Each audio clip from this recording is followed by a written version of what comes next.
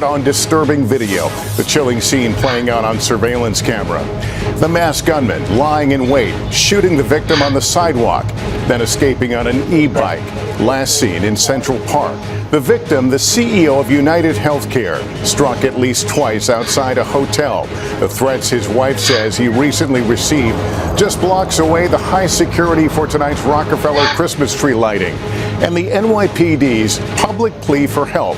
Also tonight, Pete Hegseth, defiant. The president-elect's pick to lead the Pentagon, saying Mr. Trump told him to keep fighting as allegations threaten to sink his nomination. Could he be replaced by former Trump rival Ron DeSantis? The shooting at an elementary school in California, 2 students injured. What we know about the gunman. The new Arctic blast threatening millions from North Dakota to Maine. Bursts of heavy snow and powerful winds. The desperate sinkhole search for the grandmother believed to have plunged down it while looking for her cat. And counting down to tonight's lighting of the world's most famous Christmas tree and the moving story about the family behind it. This is NBC Nightly News with Lester Holt. Good evening and welcome. There are chilling new details tonight following what police say was the premeditated murder of the CEO of United Healthcare on the busy streets of Midtown Manhattan early today. A warning, the images we're about to show you are graphic and you may find them upsetting. Surveillance video capturing the moment Brian Thompson was approached from behind by the shooter. His outstretched arms leveling a handgun at the victim's back. Police say Thompson was shot at least twice. The Minnesota man was pronounced dead at the hospital. The suspect taking off on an e-bike and remains at large. Thompson's wife telling NBC News her husband had recently received threats, but police say the motive for the attack is unknown. The brazen murder taking place only a few blocks from where thousands are gathered tonight for the Christmas tree lighting at Rockefeller Plaza. Police promising there will be high security. Stephanie Goss joins us now from the crime scene. Stephanie, what more do we know tonight? Brian Thompson was walking down this city block at roughly 6:30 this morning. He was expected to speak an hour and a half later at United Healthcare's conference here at the Hilton Hotel. He never made it. Tonight in New York City, a manhunt is underway and a shooter is on the loose. It was a brazen attack on the busy streets of Midtown Manhattan, just as the workday was beginning. The NYPD says the gunman was laying in wait for United Healthcare CEO Brian Thompson. Every indication is that this was a premeditated, pre-planned, targeted attack. NBC News obtained this video from a law enforcement official briefed on the investigation. According to police, Thompson was shot in the back and in the leg. At the scene, we recover 3 live 9mm rounds and 3 discharged 9mm shell casings. The motive for this murder currently is unknown. Emergency responders couldn't save the 50-year-old father of 2, who was later pronounced dead at the hospital. The Minnesota native was in town for a United Healthcare conference being held at the Hilton Hotel. Police say at 6:44 a.m., Thompson was walking to the Hilton from a different hotel where he was staying. The shooter, wearing a black ski mask and hoodie, was already there, according to the NYPD, arriving minutes before. He stepped out from behind a car and started shooting, walking and firing multiple times. At one point, the gun appeared to jam. It does seem that he's proficient in the use of firearms, as he was able to clear the malfunctions pretty quickly. The NYPD says at 6:48, officers arrived at the scene, but the gunman had already fled. An eyewitness watched it happen. And I saw him after he shot him. He ran across the street this way. I tried to take a picture, but it's too far away. It's not that clearly. According to the NYPD, the shooter took off through an alley, grabbing an e-bike and riding it into Central Park, which at that time was filled with morning runners and walkers. That's when the timeline police are publicly sharing ends. The full investigative efforts of the New York City Police Department are well underway, and we will not rest until we identify and apprehend the shooter in this case. A law enforcement source briefed on the investigation tells NBC News these photos were taken before the shooting. We are seeking information from the public to help identify the shooter. As the commissioner said, we have upped the reward up to $10,000 for information. In Minnesota, Thompson's wife and family in shock. Brian was a wonderful person with a big heart and who lived life to the fullest. He He will be greatly missed by everybody. Our hearts are broken and we are completely devastated by this news. In a separate phone conversation with NBC News, his wife expressed some concern. There had been some threats, basically, I don't know, a lack of coverage, she said, adding, I don't know details. I just know that he said there were some people that had been threatening him. Despite the threats, she says her husband did not change his travel habits. Today, the head of pharmaceutical company Eli Lilly spoke out about the shooting. I mean, it's shocking. Yeah, he was assassinated, essentially, in the street going to his investor conference. United Healthcare is the largest private health insurer in the country, part of United Health Group. In a statement, a spokesperson writes in part, "We are deeply saddened and shocked at the passing of our dear friend and colleague." The company says it is working closely with the NYPD. The scheduled conference has been canceled. Tonight, just blocks away from where the shooting took place, the Rockefeller Center Christmas tree will be lit in the annual celebration, an event that is always tightly secured by the NYPD. Officials assuring the public there will be a massive presence there tonight. This is a terrible event, but we're going to go on, and people are going to enjoy the tree lighting tonight. And Stephanie, in the video, we can see Brian Thompson walking alone before the attack occurs, and there doesn't appear to be security personnel with him. What do we know about that? Well, Lester, a recent stockholder report from United Health Group doesn't suggest that they provide that security for their executives. Other insurance companies, Cigna and Humana, in their reports to stockholders, suggest that they do. Lester. All right, Stephanie Goss, thank you. We'll take a turn now to the confirmation challenges for President-elect Trump's choice for defense secretary. Pete Hegseth speaking out, as we've also learned Trump may be eyeing a former primary rival to replace him. Here's Garrett Haig. Tonight, President-elect Trump's selection for Secretary of Defense, Pete Hegseth, facing what may be a make-or-break moment for his nomination amid wavering GOP support. Hegseth defiant, saying Trump told him today, "Hey, Pete, I got your back. It's a fight. They're coming after you. Get after it." The former Fox News host and decorated combat veteran speaking to Megyn Kelly, pushing back on damaging stories about his background. What has been said about me, it was so ridiculous and all anonymous that we didn't want to give it oxygen. What you're seeing right now with me is the art of the smear. NBC News has reported 10 current and former Fox News employees say he drank in ways that concerned them. First of all, I've never had a drinking problem. But, you know, what do guys do when they come back from war oftentimes? Have some beers. Hegseth adding if confirmed, he would stop drinking entirely. So this is the biggest deployment of my life, and there won't be a drop of alcohol on my lips while I'm doing it. And addressing why he paid a settlement to a woman who accused him of sexual assault in 2017, an allegation he denies. Police investigated, and Hegseth was not charged. I did it to protect my wife, I did it to protect my family, and I did it to protect my job.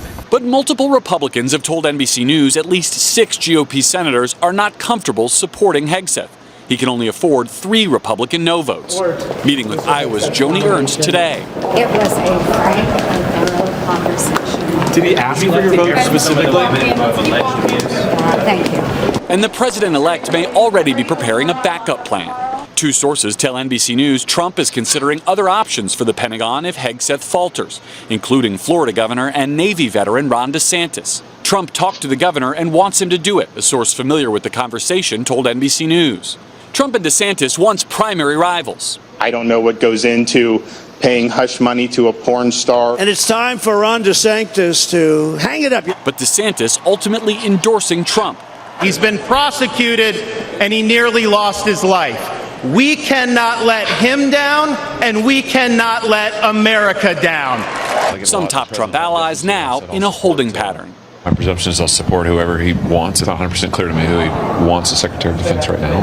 And Garrett, despite the challenges for Hegseth, President-elect Trump is moving quickly to fill a lot of his administration posts. That's right, Lester. He's named at least 13 picks so far today, including Peter Navarro to be an advisor on trade. Navarro served 4 months in prison for defying a subpoena from the January 6th committee. Today, Trump touting his support for tariffs. Lester? Garrett Haig, thank you. There is breaking news from Northern California where there was a shooting at an elementary school today. Sheriff's deputies say 2 students were injured and the gunman is dead. Liz Kreutz is following this. Liz, what are police telling you? Well, Lester, the sheriff says around 1 p.m., law enforcement responded to reports of an active shooting at a small private elementary school near Oroville, California, about an hour north of Sacramento. They say 2 students have been shot and injured. Both have been taken to local hospitals. One of them was airlifted. Their conditions right now are unknown. The sheriff says that when they arrived, an adult male, the suspected gunman, appeared to have a self-inflicted gunshot wound and that he has now died. Authorities do not believe that he has a connection to the school. Investigators are still looking into the motive. The school is on lockdown right now, and police say they are working with the FBI and other agencies as they continue the investigation tonight. Lester? Okay, Liz, thanks for that update. Millions of people are under winter alerts again in the Northeast and Midwest for a dangerous Arctic blast and a lot more snow. Aaron McLaughlin is following it all from snowy Erie, Pennsylvania. Tonight from Michigan to North Dakota, snow misery strikes the Midwest. Part of a fast-moving clipper system also taking aim at hard-hit Erie, Pennsylvania, where there's a state of emergency and all hands on deck. The National Guard knocking on doors, digging residents out, and delivering critical supplies. Thanks a lot. Merry Christmas to you. Making sure folks are okay ahead of the next big storm, expected in a matter of hours. It's definitely a race against time. How many folks out here need help? I'm going to say everybody. If you don't have your own snow plow, I'm pretty sure everybody needs a little bit of assistance in one way or another. Erie comes together.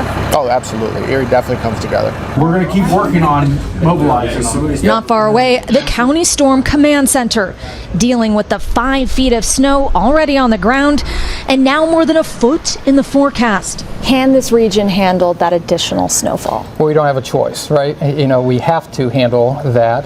With the region reeling from last weekend's wipeout, 21 million remain on winter alert. Tonight across the Midwest and Northeast, they're getting ready for another round against Mother Nature. They say it's going to snow some more, and I'm afraid of that. Yeah, you're bracing big time? Yeah. Aaron McLaughlin, NBC News, Erie, Pennsylvania. And also in western Pennsylvania, the search for a grandmother who apparently fell into a sinkhole has gone from a rescue mission to a recovery effort. Priya Sridhar is there for us tonight. Priya. That's right, Lester. Authorities here say that as time went on, the chances of finding Elizabeth Pollard alive just kept dwindling. Combine that with how dangerous the rescue efforts were, they say they had to shift to a recovery mode. Pollard went missing around 5 p.m. on Monday when she went looking for her cat Pepper. Her family reported her missing at 1 a.m. on Tuesday, and authorities found her car near this sinkhole. Her 5-year-old granddaughter was found inside the car unharmed. They believe she was in the car for around 10 hours. This sinkhole is above an expansive abandoned mine, which is what has made this effort so difficult. State police have said that they're suspending their operations here tonight and will resume their efforts tomorrow morning, vowing to do right by her family. Lester? All right, Priya, thank you. Now to the potential landmark case before the Supreme Court concerning transgender rights and one state's law banning transition-related care for minors. Hallie Jackson now on today's arguments and how the justices signaled they may rule. The so-called culture wars colliding with the Supreme Court tonight. I'm not against trans rights. I'm against it on minors. As the justices consider whether states can restrict gender-affirming care for kids and teens. And the signals so far? Support for letting those bans continue. Some conservative justices concerned the court would be second-guessing states if it stepped in. The Constitution leaves that question to the people's representatives rather than to 9 people, none of whom is a doctor. At issue, a Tennessee law that bans puberty blockers and hormone therapy for trans youth, but it allows those treatments for other reasons. That's why opponents argue the law discriminates on the basis of sex. Liberal Justice Elena Kagan. One of the articulated purposes of this law is essentially to encourage gender conformity and to discourage anything other than gender conformity. Sounds to me like we want boys to be boys and we want girls to be girls. But others pointing to places in Europe putting restrictions on gender-affirming care. The countries that have been at the forefront of this are pumping the brakes on this kind of treatment because of concerns about the risks. The Biden administration pushing back, pointing to how the treatments have saved lives. Atlas McGinnis and his mom, Courtney, traveling from Delaware just to be at court today. As a parent, you just automatically go through, how am I going to make sure that my child gets the care that they need? What would you want the justices to know about you if you could give them a message? I'm human.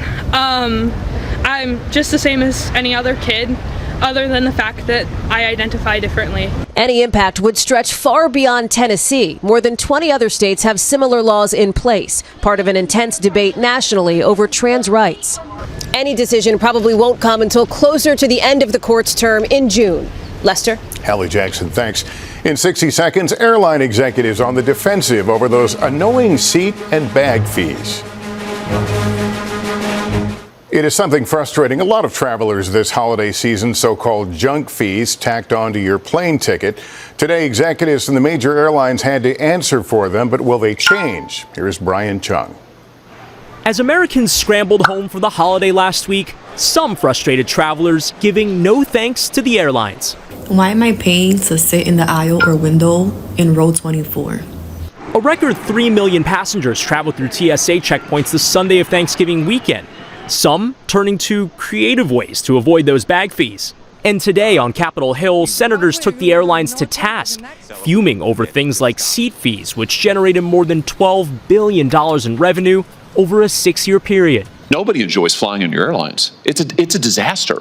Executives from 5 airlines testified to a Senate subcommittee following a report accusing low-cost carriers Frontier and Spirit of paying gate agents $26 million in incentives between 2022 and 2023 for stopping customers violating their bag policies, $5 to $10 for each catch. That seems like a bounty. Spirit Airlines said it ended that policy in September, but Frontier? Will you commit to ending it? I wouldn't characterize it as a bounty program. It's not something I'm able to commit to. The committee also taking aim at the major airlines, asking why they can't share profitability metrics on their bag policies. We routinely do not look at it that way. You don't look at the number? We look at our profitability very carefully by flight and by market and by region, but we do not look at our profitability by baggage. We don't defies imagination. A turbulent ride for the airlines ahead of what could be another record-breaking holiday later this month. Brian Chung, NBC News. And coming up as we continue here tonight, which of those hugely popular weight loss drugs works best? We'll tell you what a new study found next.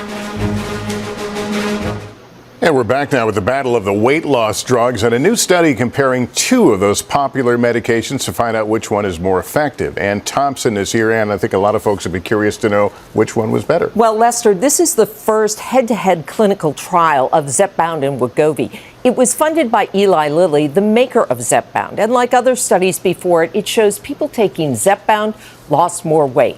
On average, after 72 weeks, Zepbound patients lost 20.2% of their body weight. That's about 50 pounds, while those treated with Wegovy took off 13.7% or some 33 pounds. Now, these drugs have different active ingredients. Zepbound targets 2 hormone receptors to make you feel full, Wegovy just 1. In response, Wegovy's maker, Novo Nordisk, pointed to a study that shows Wegovy reduces the risk of heart attack and strokes. We keep learning more about these. All right. Thank you, Ann. Up next, the moving story behind this year's Rockefeller Center Christmas tree and the family for whom it means so much.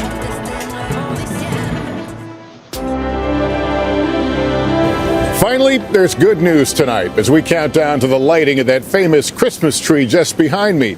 Joe Fryer now with a touching story of the family playing a big role in tonight's celebration. The Rockefeller Center Christmas tree has embarked on quite the journey this year, much like the family donating it. Well, I consider it probably one of the greatest honors of my life. Earl Albert and his wife Leslie planted the tree in their Massachusetts yard in 1967. We first used to decorate it when it was small, and then it got so big that I couldn't decorate it. When this Norway spruce caught the attention of Rock Center's head gardener in 2020, well, it felt like an angel swooped in. You see, Leslie had just passed away. This is definitely her deal. Her handiwork. What do you think she's thinking? I'm thinking she's thrilled Every Christmas was family. Everything we did was family. When we visited in October, the 74-foot tree was still firmly rooted in the ground, but not for long. It was cut down early last month, a community celebration that was cut short. That night, Earl suffered a stroke and was airlifted to the hospital. He's got some medical hurdles to get over. But he is recovering, bolstered by thousands of get-well wishes. Everybody's praying for my dad and the family. It's just been, it's been a magical experience, honestly. Every card says they're going to be thinking of him. Right. I mean, you just feel it. And while Earl will have to watch the tree lighting on TV instead of in person, what he told me in October still holds true. What do you think you'll be thinking of in that moment? Leslie, how much she enjoyed trees. And how much she enjoyed Christmas. This year, this rock center icon is truly a family tree. Joe Fryer, NBC News. And that is nightly news for this Wednesday. Join us for the spectacular lighting of the tree tonight at 8 o'clock with Kelly Clarkson here on NBC. Thank you for watching. I'm Lester Holt. Please take care of yourself and each other. Good night.